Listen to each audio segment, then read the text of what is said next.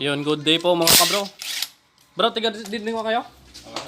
Alcala Pangasinan, tiga Alcala Pangasinan sila bossing. Shoutout kay la bossing. Donya, yan ah. Motor nila ay Motorstar 175cc. 17,511. 17,511 cc. Yan, ang problema ng motor nila bossing, Motorstar 175 is running clutch na, tapos ito nga clutch arm niya may crack na. Pina-welding na lang yata to. Spot. Oh, nakapa-spot na lang siya.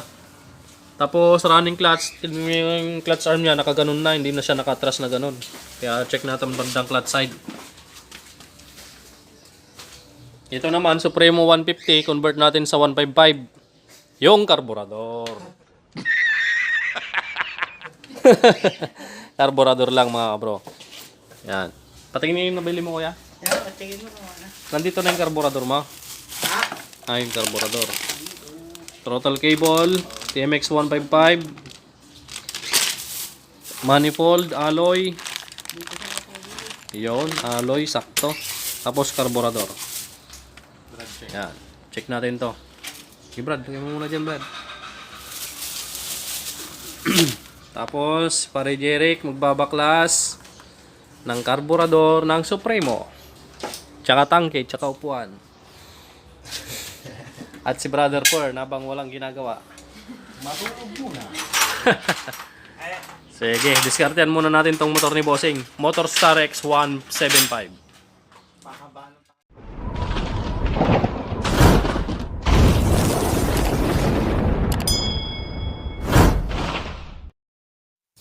Yon, nabaklas na natin mga kabro yung bandang panggilid. Yan, so check natin dito kung anong naging problema ng motor ni Bossing. At isang napansin ko dito mga bro ay itong kanyang main shaft. Yan, main shaft. Yan, at yung kanyang idle gear. Yan, ito atras sa bante, normal lang yan. Normal lang po yung atras sa bante ng main shaft. Pero yung pauga up and down mga bro ay abnormal yan mga bro. Hindi normal sa motor yan. Yan. Excuse me po. Yan. So, ang suspedya ko dito mga bro, itong idle gear. Pudpud na yung tanso. Yan, kaya mauga yung main shaft. Tapos, yung isang bearing ng transmission sa dulo nito. Yan. Yung 6202 na bearing. Yan, kaya papalitan natin yon dahil running clutch ito. Papalitan natin yung bearing ng transmission na 6202. At ito, ibababa na natin itong buong makina. Ayan yung makina niya, napakaganda oh. Napakagandang pang-convert to sa mga Pantra TMX 155. At yan, inumpisa na natin ibaba. Baklas natin yung cylinder head niya. Napakaganda, parang fake 4-valve tong cylinder head niya. Pang-scam. Yan, napakaganda ng cylinder head. Pero 2-valve lang to mga bro. Pwedeng pang-convert to sa mga TMX 155, TMX 125, Rusi, yan, pwedeng pang-convert to. Yan, Motorstar 175cc. Yun oh. 4 years na pero ganyan pa rin yung carbon niya. Napakaganda pa rin ng sunog ng kwan niya. Yan. Alright. Kasanting ng makina ini, 175cc. So ito yung cylinder block, napakaganda rin. Yan, kung maghanap kayo ng mga pang-convert at gusto nyo yung napakagandang tinitignan, maghanap kayo ng Motorstar 175cc. Ayan. Sa mga TMX 125, kung gusto nyo mag-convert, maghanap kayo ng ganito na mga nakatambak. Or kung may mabibili kayo, hanapin nyo Motorstar 175 na cylinder block at cylinder head. Pati yung sigunyal, stud bolt, push radio, nilipat ninyo sa mga TMX 125 alpa nyo. Okay, update mamaya konti mga kabro. At dito muna tayo mga bro sa Supremo 150 na kinonvert natin sa 155 na karburador. Papakita ko lang sa inyo yung ginawa natin dito. Yan, ito na yung karburador ng TMX 155 at ang ginamit natin dito upang may soldong natin sa manifold ay yung manifold din na alloy ng TMX 155. Alright, so kita nyo, ipapakita ko sa inyo yung pinutol natin. Yan. Ito yung pinutol natin na dapat itinutornilyo doon sa may cylinder head ng TMX 155. So, kinat natin yan. Tapos, siniwan natin yung bilog. At yun ang ipinasok natin sa stock manifold ng Supremo 150. Iyon o, napakasanting na. Okay. Yan o, binabalik na lang yung upuan ni Pare Jeric at susubukan na natin ngayon paandarin ito. Yan.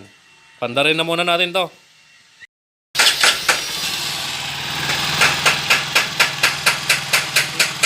Yun o, mandar na mga kabro.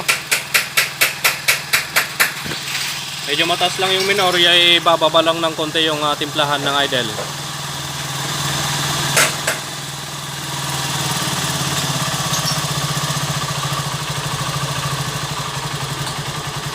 Yun. Something na.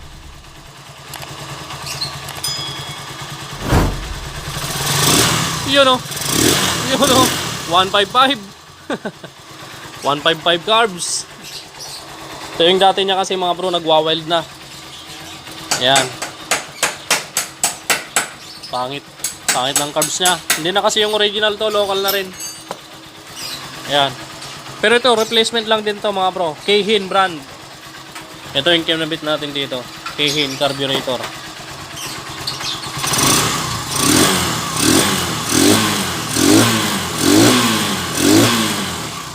Oh my God!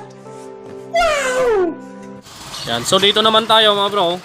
So temporary ganyan na muna yan. Yung sa may hose ng air cleaner sa airbox. Yan o. Ganyan na muna. Temporary pansamantagal. Yan. Testing mo nga pare kung kamusta yung takbo niya. Oo. A few moments later. Ayun, tapos na po yung convert natin sa 155 ang karburador. Yan.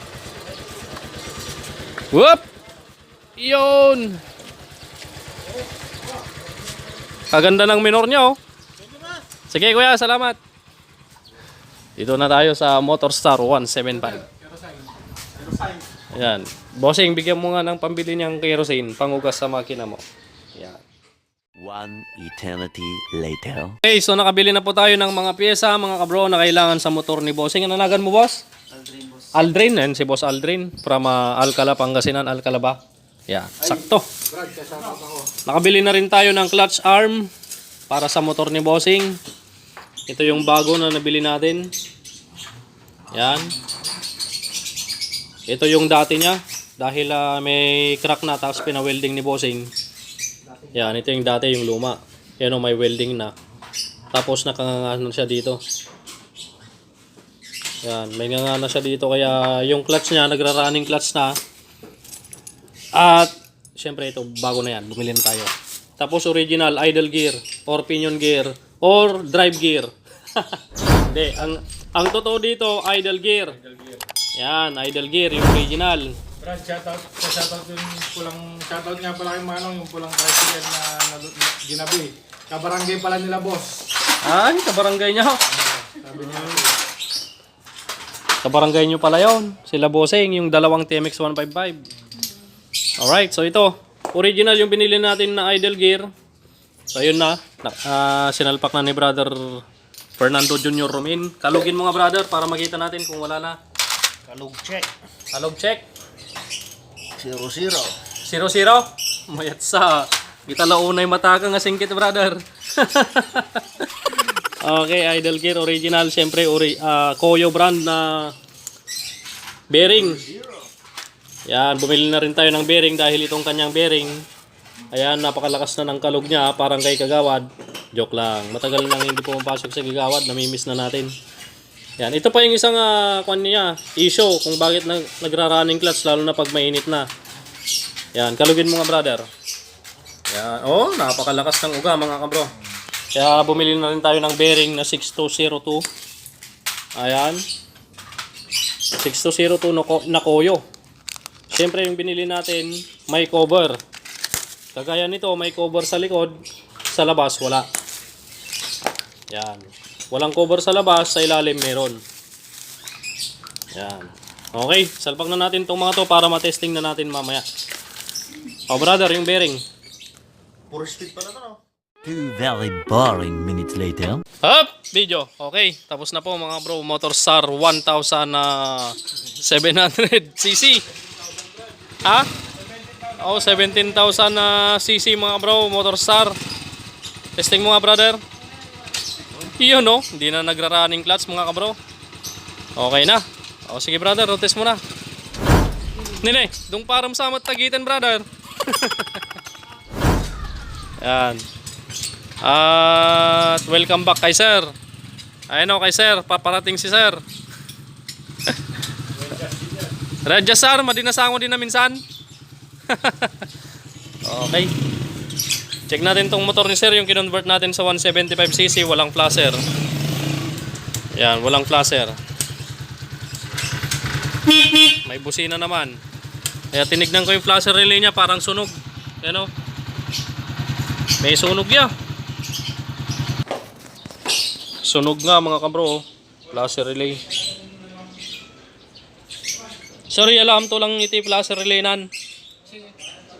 Talang mutnit, tilang mut side. Puran. Puran. Yeah. Flasher relay sunog. Yan, Motorstar 17,511cc. Tapos na. Yung sakit niya nito, nakita nyo naman yung sakit dito kanina, yung clutch arm, tapos idle gear, tsaka yung 6202 na bearing sa transmission. Yan, panilitan na natin. Kanina ito, nakakakuan na to. Ganun na, naka-side na. Ngayon, diretso na ulit. Okay, primera tayo. Pisilin natin yung clutch. Yan, tapos cambio. Yun o. Okay na, hindi na umabante. Hindi na umabante ng kusa. Dati umabante ng kusa na. Running clutch, yun yung tinatawag na running clutch. Kahit nakapisil ka sa clutch, pag nakakambyo ay umabante pa rin. So yun ang problema nito. 6202 bearing, tsaka itong clutch arm. Pati yung idle gear. Bossing, pwede ka nang bumiyahe ulit. From Alcala, Pangasinan si Bossing at si Donya. Yan. Poging-pogi at gandang-ganda. Brad, bakit yung mga tigal-garan? Oo nga no. Yung dalawang tigal kala nung napalabas, ganyan din damit nila. Okay, so tapos na tong Motorstar 175cc mga bro. Napakagwapo ng cylinder head at cylinder block. Yan. Gwapong-gwapo. Ganito sana yung mabili natin na pang-convert. Napakaganda. Parang 4 valve yung cylinder head nyo, pero 2 valve lang yan. Ayan mga bro, pauwi na po sila Bossing from Alcala, Pangasinan. Ayan, problem solved ulit si Bossing sa kanyang motor. Running clutch, ngayon very goods na. So itong mga to, walk-in lang itong mga to mga bro. Ayan, palit oil seal magneto. Magneto set, palit. Ayan, dahil local yung kinabit, ngayon magpapalit na tayo ng original. Okay, so dito na po natin tatapusin yung ating video mga bro. Maraming salamat po sa inyong pagsubaybay. Pagpalain po kayo ng Panginoon.